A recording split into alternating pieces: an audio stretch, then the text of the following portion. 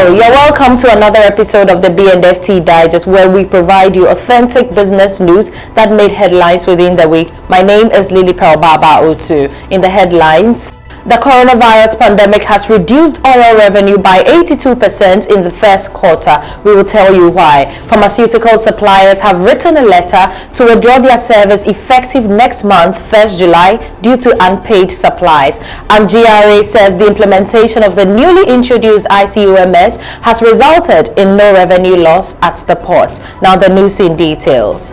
The country's fears of losing substantial domestic revenue through the devastating impact of the coronavirus pandemic has worsened, as Bank of Ghana data shows that only about 18% of oil revenue target was realized in the first quarter of this year. According to the May 2020 Fiscal Development Report, out of the 1.9 billion Ghana cedis projected to be reaped from the oil sector this year, only about 331 million was realized, indicating more than 82% shortfall from the target. This comes as no surprise, as crude oil prices plunged in March and April. We saw it fall below $20 at some point due to the pandemic's impact, and more so because of a price war between Russia and Saudi Arabia, where the former refused to reduce oil production. Finance Minister Ken Oforiatta says government estimates to lose more than 5.6 billion Ghana cedis even if the price climbs to $30 per barrel. Still talking about revenue matters, policy think tank OXFAM wants government to take some bold tax measures to reform the tax system if it's ready to rake in more revenue domestically for its projects. The OXFAM report, authored by Dr. Alex Ampabing, says in view of the ravages caused by the coronavirus pandemic on economies around the world, which will widen Ghana's overall fiscal deficit to some 30.2 billion Ghana cedis, representing a 7.8% of revised GDP.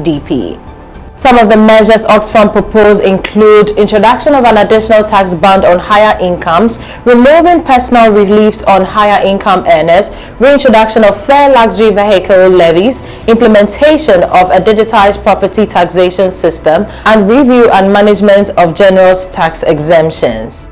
And moving on, the woes of the nation's health sector seem to be deepening, as the Pharmaceutical Manufacturers Association of Ghana and the Chamber of Pharmacy Ghana have written to the Ministry of Health serving notice over their intention to halt the supply of drugs to healthcare facilities funded by the National Health Insurance Authority from 1st July 2020. According to them, the development will gravely affect about 4,000 distributors and wholesalers, over 4,000 community pharmacies, and the 38 manufacturing companies in the country. The pharmaceutical players say even though they would not be able to give a figure as to how much government owes in total, the amount runs into millions of Ghana cedis. This means the ministry, in addition to managing the spread of COVID-19 nationwide, has to attend to the urgent call, which has the tendency to rake the healthcare operations to a halt. Let's go to the ports now, because the Ghana Revenue Authority has said that the state has lost no revenue since the introduction of the integrated customs management systems, but rather the authority has had its revenue projections on target, even with the teething problems that greeted the start of the system on June 1st, 2020. According to the Commissioner General of the GRA, Amishadai Owusu Amwa, the first 17 days of the operation raked some 490 million Ghana cedis, and the authority is projecting a billion Ghana cedis revenue by the end of the month. Speaking at a press conference to outline measures being taken to address challenges that has confronted the system, Mr. Owusu Amwa said the system is working at its full capacity and would need to collaborate with all stakeholders to ensure a better and smooth operating system. And some good news to end. The third window of the presidential pitch is open for entrepreneurs to tap into the 1 million Ghana cedi set aside as business support from the Business Development Ministry.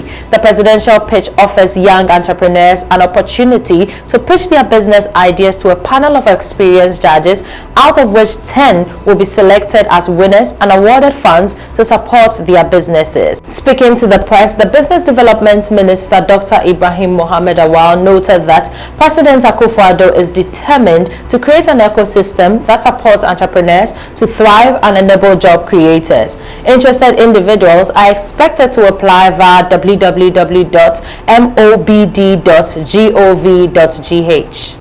And that's it on the B&FT Digest. Grab a copy of the B&FT newspaper or visit us at thebftonline.com for more stories. You can also subscribe to our digital version and follow us on all our social media platforms. The Business and Financial Times will be hosting a virtual edition of the Ghana's Most Respected CEO's Breakfast Series next week, Thursday, 25th June 2020. It's going to be live on all our social media platforms. My name is Lily Perobaba Otu. The B&FT Digest is sponsored by.